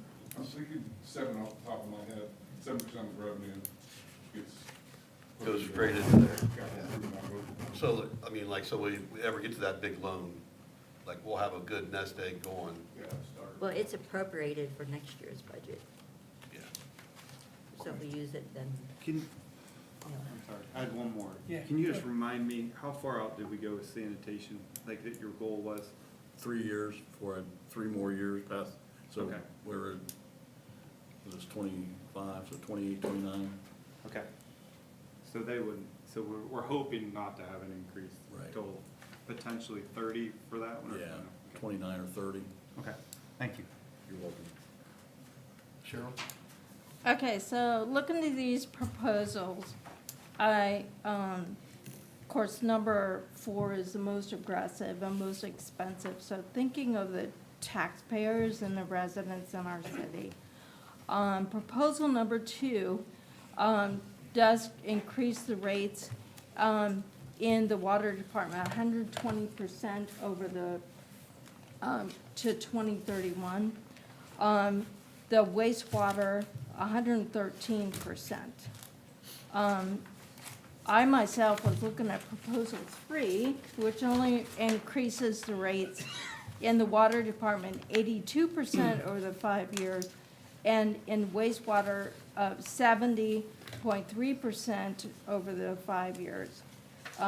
And the, of course, the, let me turn my page here. The more aggressive proposal, increased it, excuse me. That was proposal number 4, 135% for water and wastewater, 120%. So I'm thinking of our residents too, and I know they're getting a good deal, and there's nothing wrong with getting a good deal. I keep hearing that. It's wonderful to have a good deal, and we have wonderful services here in New Philadelphia, and hopefully we can keep them affordable. So, and I know prices have increased, wages have increased, everything's increased. Some people in the city don't get wages increased, or they're on fixed incomes. Actually, I believe everybody's on fixed income one way or another. So I myself would be looking more at proposal 3. I think it'd be more affordable for our residents. And that's what I actually look for as a council member, affordability and reasonableness for my residents. Okay, any other members of council? What is your? Couple questions. What's the turnaround for a new water plant? So if we had a no crap moment, we had to redo that water plant, how long is it? What's the turnaround? With engineering, I would put probably a 4 to 5 year expectancy from design that's to not a lot. construction. Second question I have is for sure, I mean, I know we want to do what's right for our clients, but if your water line broke, you want it fixed, and we need to have the money there to do it. And I know it sounds like a lot percentage-wise, but, And I'm looking at very healthy balances here. well, but you look at the Not when everything cost, costs $1 million. it goes away very quickly, so that's just my comment. Yeah, I get service director or, you two gentlemen, I guess, what is the repercussion, I guess, if something happens and there's not enough money to fix it? Like then, what do you do then? You borrow it. Don't have any water. What's that? If you're okay as a resident not to have any water, Right, Hopefully, we have enough money saved. yeah. yeah, so I mean, I think that's sometimes to have good and cheap don't always, I'm not saying cheap, I said Don't always affordable go and hand in hand. reasonable. I mean, And I Those are think- two different I guess, things. and And I think also- Three too, different things. I just, not to make any enemies about the school discussion. These are all very similar discussions we have with the schools. Yes, there is a lot of money to most of us. Well, I think in we're those talking accounts. about this right But now. when you talk about how much it costs to fix things, it's really not that much. And I think that's what everybody, whether it's the government or whether it's the school systems, I mean, they're all facing the same problem. That's just my opinion. I do want to certainly make it affordable for everybody, but to President's point, you know, if you don't have water or if your toilet doesn't flush. Mr. Service Director, I I know, guess, go ahead. You know, I know you had a date in mind that we wanted to get this done before, right? Alls I have to do by ordinance wise, if you look in the ordinance, I have to bring it up in November. We did put it out in the January bill for February payment. This will begin January 1 and then be on. How much is the February. turnaround? I mean, do we have to have it, is it within a month or does it be shorter than I that? think tonight, what our plan was is to kind of get a selection on which proposal. And then we'd have to draw up a resolution, that's all we'd have to do, so whatever the will is. So you're but- looking, to move some action, get us in the right direction. Right. Get those wheels working so they can get the billing. Right. That's gonna be the biggest issue, is getting Yeah, billing. right, I guess, and I don't know, maybe I didn't hear Cheryl right, but I think when you're talking about squandering, I guess, what did you mean by that, as far as the water department, wastewater department, as far as Well, squandering? okay, I that mean, I was don't know a that we're side building comment statues to somebody anywhere or else, but, we were talking about putting money into a fund specifically to save it for the new water plant. Right, That's what we were talking But I about. mean, So it the- wouldn't be out there in the ether to spend it on whatever. It's specifically designated to the new water plant, as we discussed some years ago. no, I understand that, but if I'm saying the squandering, I don't know where, you can't I squander. just answered that You question. can't squander a water dollar on something other than water Water, items. yeah. So I don't know where, I guess. So I but- just answered that question. And what was it again? I'm sorry, I And- guess I didn't hear it clearly. You wanted me to repeat my answer? Please.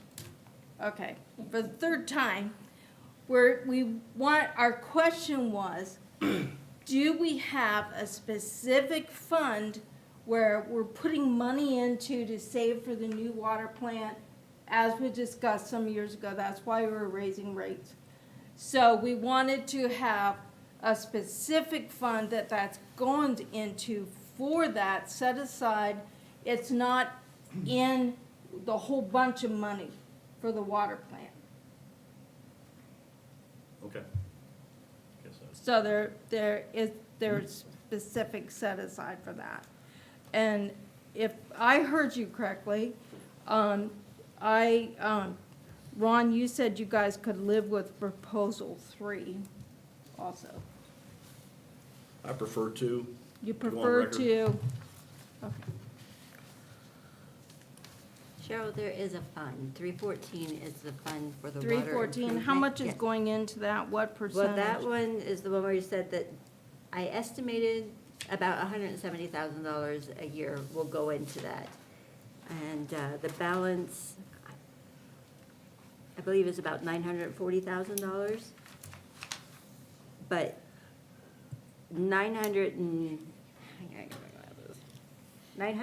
$935,000 has been put in the budget to spend next year, leaving about $175,000 in there.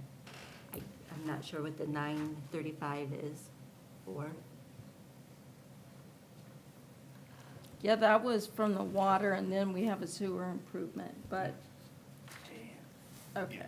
I'm gonna try not to run over on Mr. Walker's time here, so at this time, I'm actually gonna make a motion to add proposal 2 to tonight's agenda and You have to have a legislation. to have the proper legislation drawn up for the next meeting. I can do that. Yeah, second here. Second by Mr. Rippeth, we'll take a vote. I'll vote yes. Yes. Yes, Mrs. Ramos? No, Okay. And do we have anything else to come before committee? I would move that we adjourn. All right, at 7:14.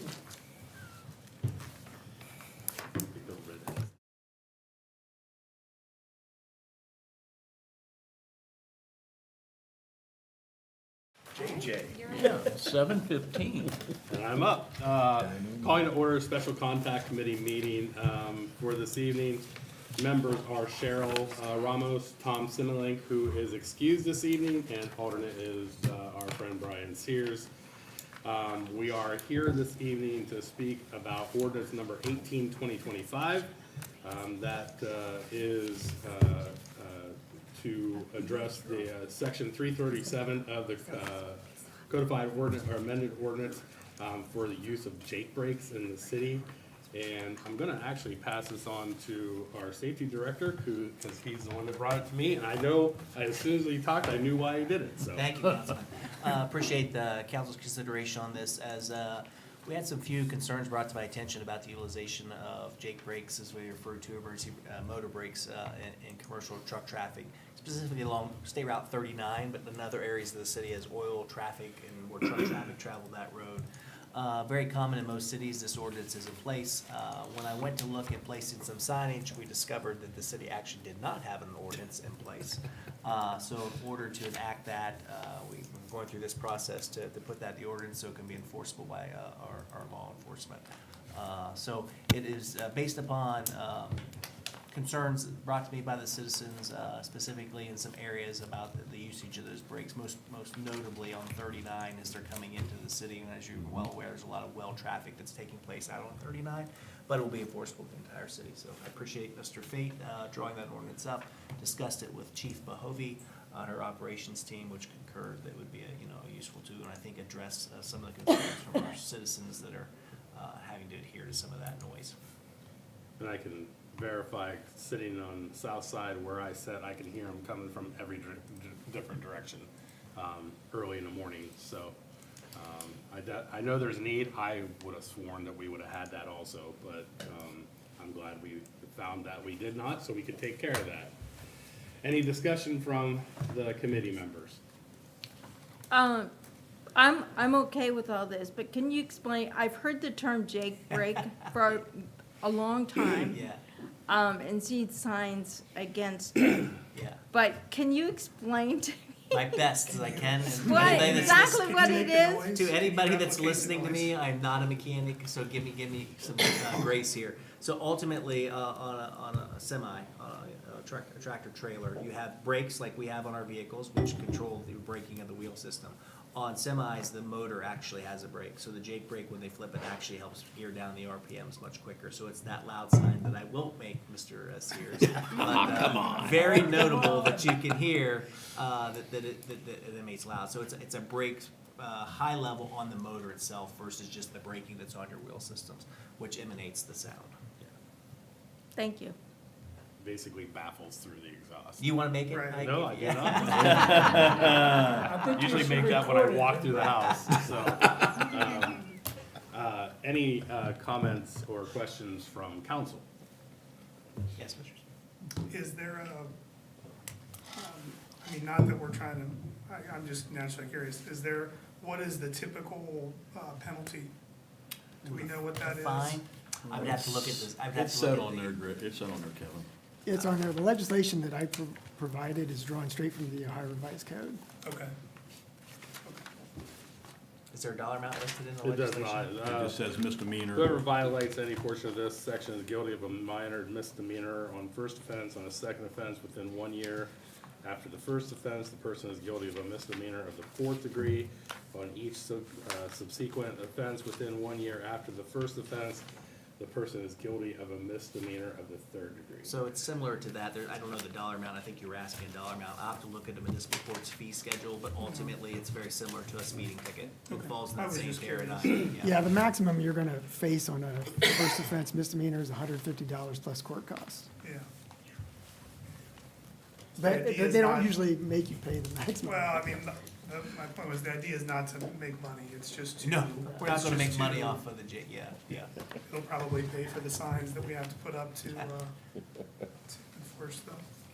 And if I remember correctly, you're good with 3 readings on this? Yeah, I was good with 3 readings, yeah. Is there any action to be taken on ordinance 18, 2025 this evening? I move that we place ordinance what was the number again? 18/2025. 18/2025 on tonight's agenda. Do I have a second? I'll second. All right, I will vote yes also. Is there anything else to come before this committee? Motion to adjourn. Okay, There you go. question adjourned. Got 10 Sorry, I'm minutes. so new.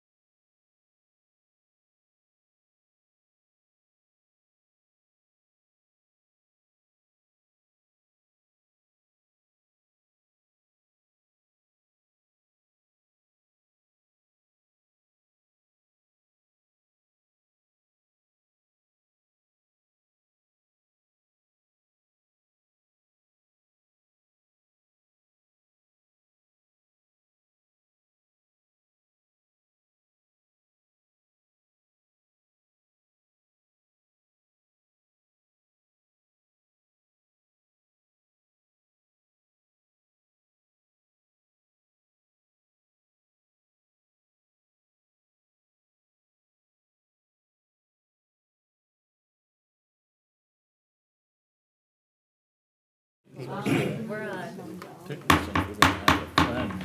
All right, it's 7:30. This meeting, New Philadelphia City Council, and I come to order. Would you please rise for the invocation and pledge of allegiance? Mr. Walker. Bow our heads, please. Heavenly Father, thank you for this day. Thank you for this community and all the residents in it. Be with our workers and our safety forces as they're out there in the newly arrived winter, the weather and all the other conditions out there. Just keep them safe and your arms around them. Be with this council this evening as we have discussion and make decisions based on you. We pray all this in your name. Amen. Amen.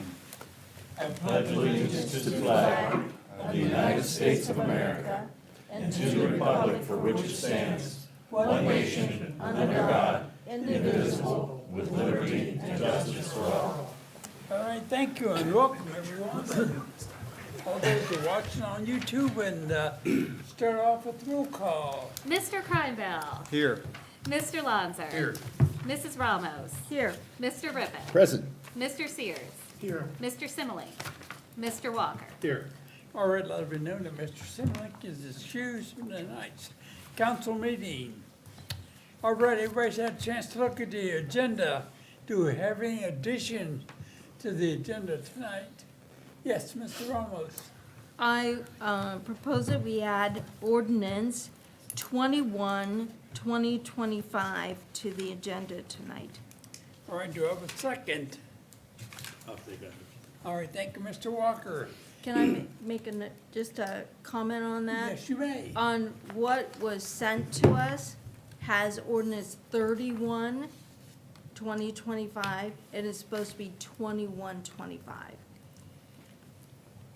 And I believe you guys will correct that, right? On my paper. The one that She's Julie got has it right. is 21. I have the correct one. Hers, Yeah. hers I don't says know how 21. that, This is what was emailed. But you have. I have 21. She has it correct, but the paperwork God said the wrong, so I just want to make sure Is 21. So. everybody on council knew what I was talking about. Okay.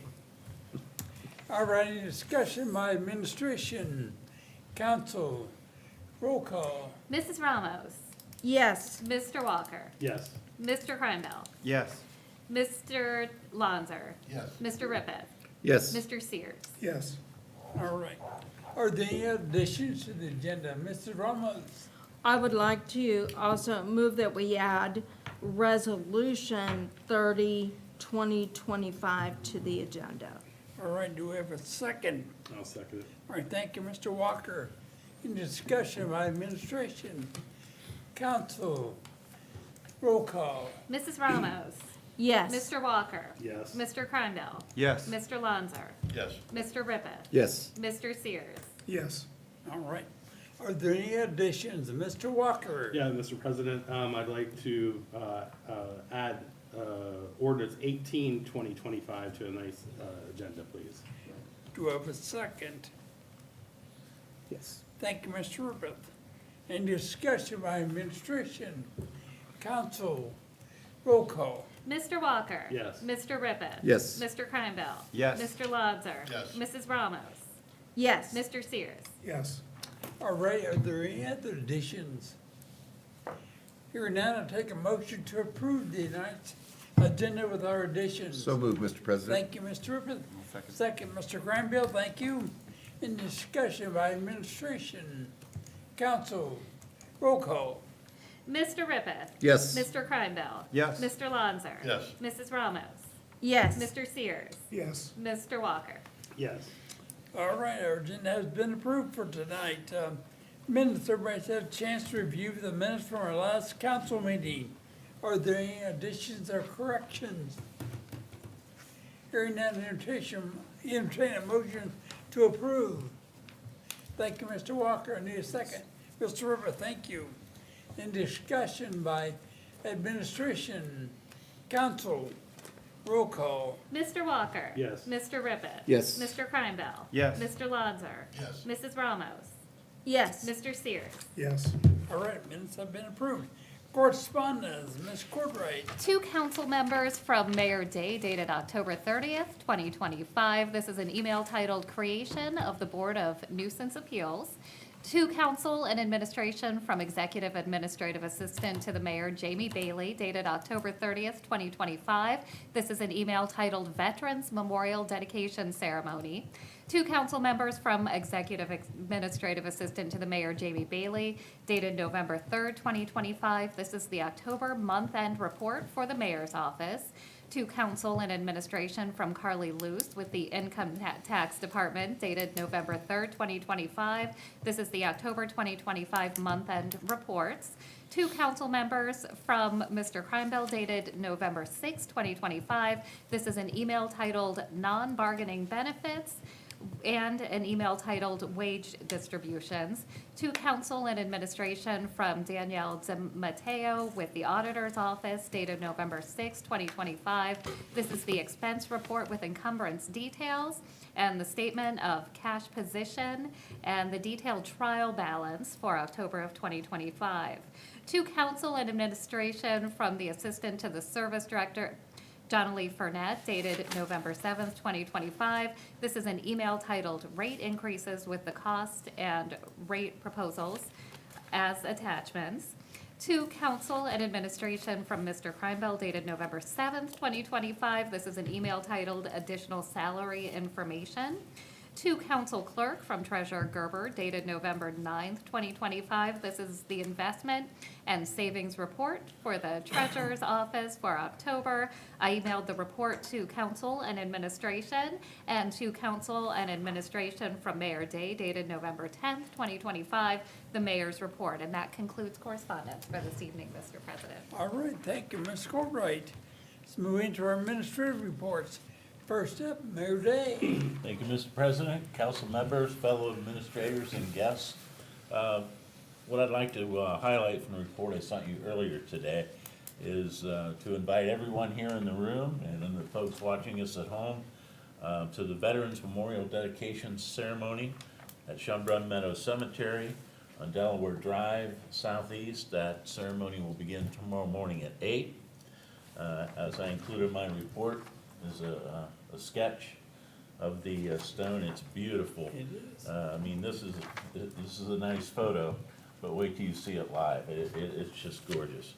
That memorial stone was generously donated by VFW Post 1445, and as stated in the Post press release about tomorrow's event, the memorial serves as a place for veterans, military members, families, and community members to remember and honor the lives of those who have served in the United States military. The dedication ceremony will include some comments from Post Commander Steve Shanaby. The Post 1445 Military Honors Team will be sounding to the colors at the flag raising, and then they'll do volley and taps. This project is made possible through the leadership of City Cemetery Superintendent Kelly Herron and the City Cemetery Board. And if you've never visited Schönbrunn Meadows Cemetery, this is a perfect opportunity to do that. Hopefully everybody here in the room has seen our cemetery, but if you haven't, try to attend the ceremony tomorrow at 8. And then later in the morning, tomorrow at 11 a.m., we'll have the annual Veterans Day ceremony on the courthouse plaza downtown. The square will be closed to traffic during that ceremony from about 11 a.m. to noon. That concludes my report. Any questions? Any questions for the mayor? Thank you. All right, next up, our service director, Mr. McAbey. Thank you, Mr. President. Good evening, everyone. I spoke with Austin from DL Smith on the rapid flashing beacons. I did confirm with him today that it will be a springtime install. He was looking at one other vendor. The vendor did get back. So that'll be at Tuscarora and Second, Tuscarora and North Broadway. Just let everybody know, we're probably looking at March. And I did tell him to put on a calendar notice of February 8th, that he'll either get back to me or I'll get back to him. So I'll know more time in February as far as maybe give us a little better time of when that will be installed. But I just want to make sure everybody was aware of that. Last week, Sankar was in and did the tree planting, We always typically do a tree planting every fall, and we planted 23 trees throughout the city and a few in our park system. So we did get that completed last week. Also, they started leaves today, picking up leaves, which we do every year. They started on East High, they started in the square, and they're heading out east, and then they'll come back East High, and then they're gonna go down, they'll go up to North Broadway, and start on North Broadway.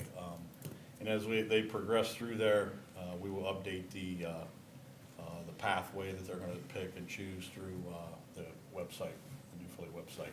So everybody keep track of that. If you have anybody call or anything as far as when and where, we'll keep that updated. But they're gonna be probably the biggest part of tomorrow and the next day, probably on High Street. Limited crews, so many guys down there. And also, which I always dislike saying every year, we got the rest of our salt allocation in. So we got all our salt, so we're ready for that nasty word, but I was gonna say nothing but that. But we did get our allocation in. It finalized in last week, our last semi-truckload flew, so we are ready. Let's hope we don't use any. That's right. That's the end of my report. Yeah, we second that. Yeah. Any questions for Mr. McAbeer? Oh, sorry about that. Yep. All right, now, Safety Director, Mr. Milligan. Thank you, Mr. President, council members, guest administration. Start with just a quick report on the police. Was notified this week from Chief Bahovey, they received the Platinum Award from AAA for traffic safety within the community, and I joked with her, that's what happens when you put an ex-trooper in charge, but I had nothing to do with it, obviously it's the work that they were done prior to my arrival, so just want to compliment her and her team and the work they do in traffic safety in the community. The Platinum Award's their highest award, it's based off looking at traffic safety data and crashes within our community, so congratulations again to their not only Chief Bahovey, the leadership team, but all the patrol officers that are out there daily trying to make sure the motoring traffic is, and public is kept safe. They did respond to 1,324 calls in the month of October, so right on pace to what we typically are. This is Scotiabank. For the fire department, no volume report, but just want to report back on a couple things. A few months ago, we did some work within the committee and council on looking at our fire alarm ordinance response program, and I'm happy to report back and speaking with Mr. Captain Schultz. We've seen improvement in that one particular concern that we had in the city, and they are working very aggressively not only to come in compliance with all of the requests that have been made, but they're on a path to do so. They have a little way to go, but we've definitely seen a dramatic decrease in the false alarms. So a lot of repairs have been made to that, so appreciative to the committee and the council for helping me getting that ordinance passed and moving forward. I also just want to comment, last week, some of you probably seen, we had a fire in one of the mobile home parks here in the community. Out of that event, we discovered a lot of vacant mobile homes in our mobile home parks.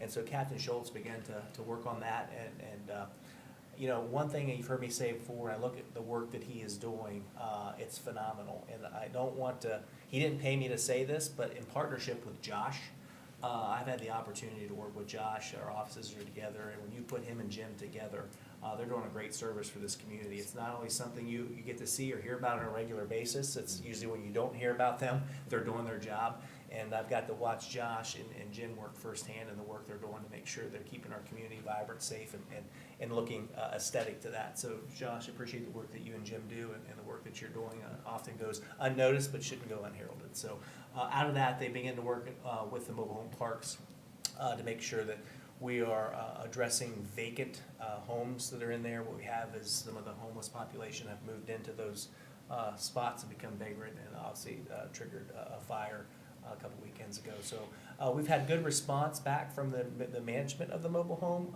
community, so we're appreciative of that partnership and how that looks, and we expect to see some good result coming of that. So thanks to Captain Schultz and Josh for the work you're doing here within the city.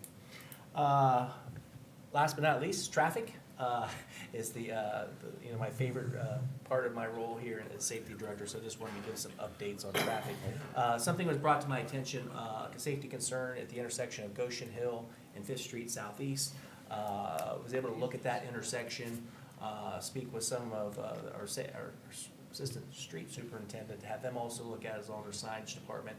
Seeing some potential development that's gonna go back in that area, we are gonna move forward with making that a three-way stop down there to help promote safety. So I'm working on, with the crews now on getting some communication out from that perspective, and we'll be trying to get that rolled out probably by the end of the year. The square, I've received some concerns about traffic in the square. Certainly, as we've all recognized here in the community, there's gonna be some construction going on in that square. I ask that if possible, you can avoid that intersection as much as you can. However, we will do our due diligence. I spoke with Mr. McAbeer today, looked at the planning that was taken, the planning that was done in the pre-construction meeting. I'll be reviewing those plans, and certainly take a look at that intersection to see if there's any need for enhancements, such as maybe some timing of the light signals, or one of the concerns that was brought to my attention is semi-truck traffic through that intersection because of the tight space. So we are looking at that, but ultimately with construction comes congestion, and so just ask that the people in the city bear with us during that time. If you can avoid that intersection, I would encourage you to avoid the intersection. Bluebell, it's no surprise, yes, I'm aware Chick-fil-A is going in, and I've had a lot of calls and questions about what we're gonna do with traffic down in that area. I've been in communication, working with ODOT on the 250, 77 interchange project that's going to be coming up. I think that will present an opportunity in the future to look at some concerns we have across Bluebell in general on the west end. So we're looking at that area to see what or if can be done. Certainly there'll be an increase in volume of traffic there, but we're thankful for Chick-fil-A coming into the community. And so we'll try to look to see what opportunities may exist for us to address traffic concerns at that location.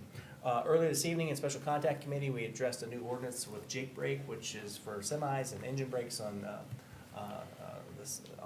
truck and trailers and semis. We'll be looking to enact that ordinance moving forward here towards the end of the year, making those illegal within the city. Another traffic area that we're looking at, Front Avenue and South Broadway. Always an area of concern, especially between the hours of like 3 and 5, where congestion starts to back up on Front Avenue and South Broadway. So we're looking at potentially removing some of the on-street parking spaces and some of the metered parking there to create a second lane to allow traffic to flow a little smoother, making right-hand turns on South Broadway. So continuing to evaluate and look at that intersection. Jordan Drive, Sherman 11th, that is a challenging intersection when you look at the design of that intersection. That was above my pay grade, so I've seeked some additional consulting there about how we can potentially turn that into maybe a 5-way stop, which would require, or similar to what's up at College. So that's another intersection that we're currently looking at some traffic signage for some safety purposes. At that intersection there, it's very hard for those coming down Sherman to see left on 11th, I think I got that right, because of a structure that's there. It was there previous to the ordinance, but there is some visual challenges there for people who often end up having to run the stop sign to pull out into the intersection to see if cars are coming. So we'll continue to work and get some advice on the best way to manage that intersection. And that will conclude my report. Happy to take any questions. Yes, Ms. I Summers. just want to add, well, you guys were out there, see Jordan that goes on to Sherman? Yeah, And then 11th Street? yeah. Jordan is heavily trafficked, and I know I said that to you before, so the problem Yeah. is the visibility out that way too. Yeah, I agree. Coming off Jordan and trying to look left with the structure, it's a shed that's put there in the intersection. You actually have to pull out into Sherman to actually make the left. So that is probably one of the bigger safety concerns. When you come in off Sherman, you've got to pull out into the intersection of Jordan and Sherman and 11th to actually see around it also. So we spent some time out there with Captain Rossi. We sat there and videoed the intersection, sat there and watched some traffic come through. So we agree, and that's why we're trying to move forward with the best. The challenge becomes of what we do with I'm going to say that right, southbound traffic on 11th, because there's an unmarked alley that comes out there. So Right. backing traffic up there with a stop sign becomes somewhat of a challenge. So I'm trying to figure out what the workaround for that could be. And I don't know that I don't want to put one there, because then that could be very No. deceiving, and traffic coming south could cause a problem. I'll tell you about my idea later. Since I live up there and it's a real life experience for me. Be happy to hear it. Thank you. Yeah.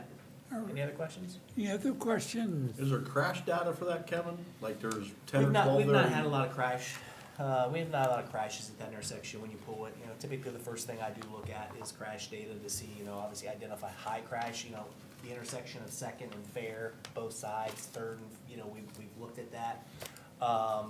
You know, that's only one element when you look at the intersections. You know, Sure. I've tried to be preventive, proactive, or like making sure it doesn't happen, especially in high-risk areas. There's certain areas we've looked at that have been asked about when you review the crash data, as long as sitting there and evaluating the traffic flow, that really doesn't warrant necessarily some changes. But I do have some concern at that intersection, given, you know, typically with that structure that sits there, Jordan 11th would not be in compliance with our zoning law currently. It does create a pretty significant visual obstruction that I fear could lead to a significant event there.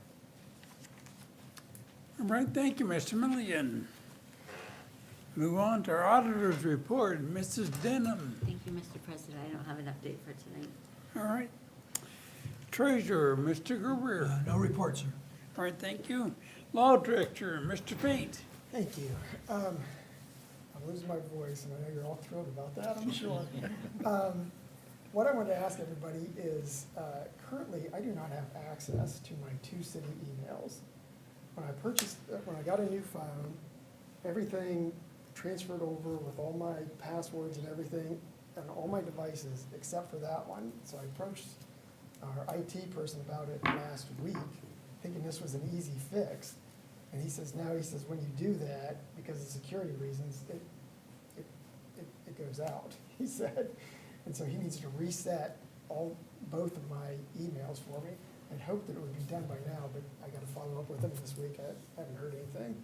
So I have had two people that have emailed me. One was a council member. And I'm asking everyone to use my law office email that I've used for years. It's mfatelawoffice@gmail.com. If you forget that, it is the only mfate email in the email that our clerk sends out every week for proposed legislation, so it'll be in there if you need it. But please send me that, because apparently there were some things that were sent to my other one, and I didn't see it. I know one occurred with the mayor, I know one occurred with Mr. Simoy too. So hopefully that gets resolved fairly soon, and I'll be back online with the city ones. The other thing I wanted to do was, I wanted to echo what the mayor said, invite everybody to come out for our Veterans Day programs. The 11 o'clock Veterans Day program, there might be somebody there with the same name as myself, speaking as part of the middle school contingent. And they do a really nice job there with, it includes young people from all across our schools and veterans. It's just a wonderful program. I also want to take an opportunity, this is something I haven't done before. How many veterans do we have on council? I know Mr. Kemp is anyone else? I just want to thank Mr. Kemp and Mr. Gerber for their services, and acknowledge that these are veterans that served us, not only served our country, but continue to serve our communities. And I just ask that everybody give them a round of applause for what they do. And that's all I have to add. All right, thank you, Mr. Fate. Move on to our planning commission, our board commission reports. First up, planning commission, Mayor Day. The planning commission meeting for this month, has been canceled, and hopefully we'll have some, end of the year business we'll conduct next month. All right, thank you. Board of Zoning Appeals, Mr. McAbeer. Thank you, Mr. President. With no variance requests to be heard, there will be no Board of Zoning Appeals meeting tomorrow at 5. All right, Airport Commission, Mr. Lonzer. Thank you, Mr. President. The Airport Commission will be meeting tomorrow evening, 6 p.m. at the Harry Cleaver Field Airport Meeting Room. All right. Park Board, Mr. Sears. Thank you, Mr. President. I do not have a formal report. I was not, had a conflict. I was not able to make the October meeting. The November meeting, I think, is meeting on November 19th. I have not heard for sure if they're having that or if they're rescheduling due to the holiday, but I will let everybody know as soon as I find out. All right, thank you. Health Board, I know Tom Mr. Link is not here. Does anybody know they got a meeting scheduled? Yep, on Wednesday at noon This here Wednesday. in council chambers, right? All right, thank you, Mayor Day. Move into our council committee reports. First up, finance, Mr. Rippeth. I have no formal report tonight, Mr. President. I will say that the auditor, the mayor, the directors, and myself, Mr. Crimebell, are working toward a budget. So I anticipate us having several meetings coming very soon. Right. All right, Public Works and Economic Development, Mr. Alonso. Thank you, Mr. President. The Public Works and Economic Development Committee met at 6:45 this evening. We had a topic of discussion that tonight was the water and sewer rates. And it was voted 2-1 out of committee for one of the proposals to get the proper legislation drawn up. And it'll be on next regular scheduled meeting's first reading. All right, thank you, Mr. Alonso. All right, zoning and annexation, Mrs. Ramos. Thank you, Mr. President. The committee met tonight to discuss and put on the agenda guidelines for signage for the Downtown Review Board. And also the other one is the land, Resolution 30-2025, the land donation from the CIC. And just a heads up, we will be scheduling soon a zoning annexation committee meeting to discuss rezoning a section of West High. And I'm working with Mr. Mathias about the date and time of that meeting. All right, thank you, Mr. Ramos. Salary, Mr. Cranbill. Thank you, Mr. President. The Salary Committee met tonight at 5:45 in council chambers. Purpose of the meeting was to continue our discussion on non-bargaining employees' benefits and wages. We had a continued conversation that took up about a half hour again, and we're going to have another meeting set up for the next regular scheduled council meeting, and it adjourned at roughly 6:13. All right, thank you, Mr. Cranbill. Cemetery, Mr. Sears. Thank you, Mr. President. The cemetery board will be meeting here in council chambers, November 13th at 8 a.m. All right. Contact on special, Mr. Walker. Thank you, Mr. President. Special Contact Committee met this evening at 7:15 with one item on the agenda. It was ordinance 18-2025, and it was added to tonight's agenda for our first reading. And we adjourned at 7:20. All right, thank you, Mr. Walker. All right, visitors' comments. The floor is now open for visitors' comments. Anyone wishing to address council should rise, state your name, and address all comments to the chair. You will have 5 minutes. Anyone who wishes to address council? We're glad you're here, even if you don't want to address council. All right, council comments. Any council comments tonight? I know the comments I would have would be, again, tomorrow's Veterans Day, and as a veteran, I truly salute all our veterans that have served our country.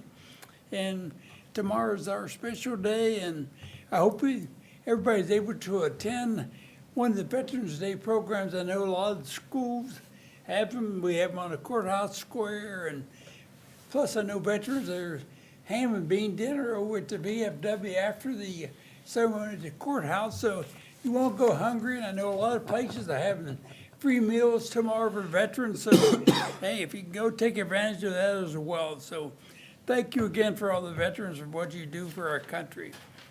Now move into our legislative agenda. Ms. Courtwright. Ordinance number 15-2025, an ordinance by the council of the city of New Philadelphia, Ohio, to amend ordinance 753.08B of the New Philadelphia Codified Ordinances and declaring an emergency, third reading. So any action was taken by council on this ordinance tonight? Mr. Alonso, I move that we pass ordinance 15-2025. do I have a second? So moved. Thank you, Mr. Rippeth. In discussion by community, administration, council, roll call. Mr. Lanzer. Yes. Mr. Rippeth. Yes. Mr. Crimebell. Yes. Mrs. Ramos. Yes. Mr. Sears. Yes. Mr. Walker. Yes.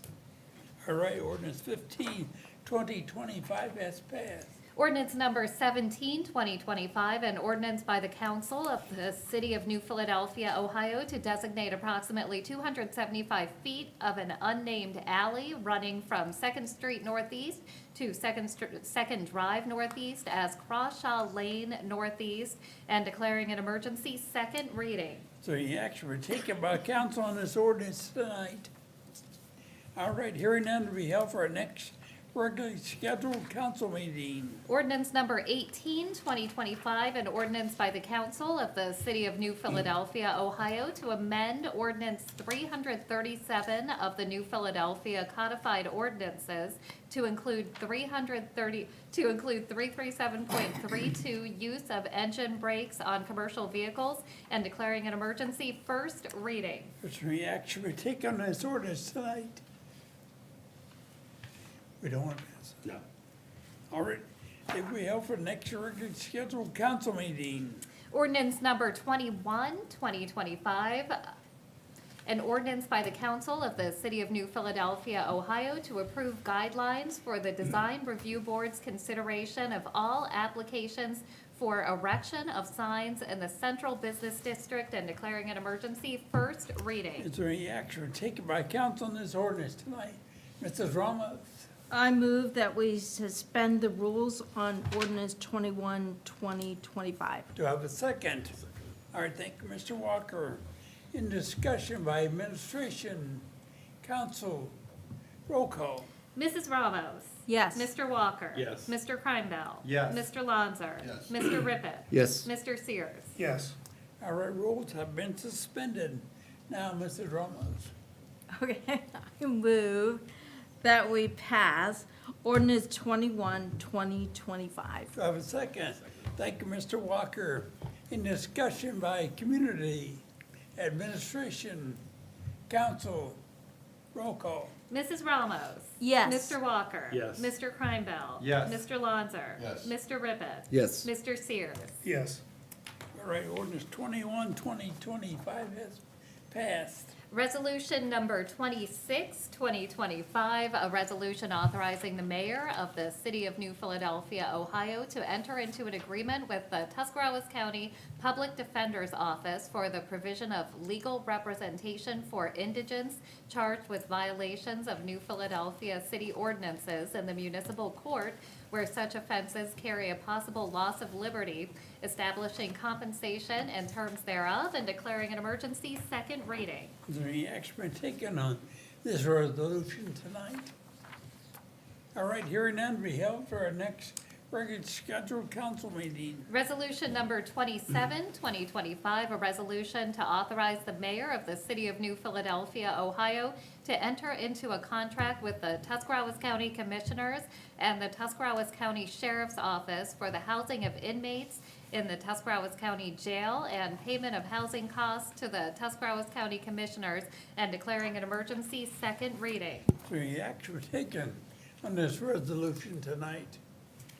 All right, hearing none, we held for next regularly scheduled council meeting. Resolution number 30, 2025, a resolution by the council of the city of New Philadelphia, Tuscarawas County, Ohio, accepting a real property donation as further described herein and declaring an emergency. First reading. Is there any action taken by council on this resolution tonight?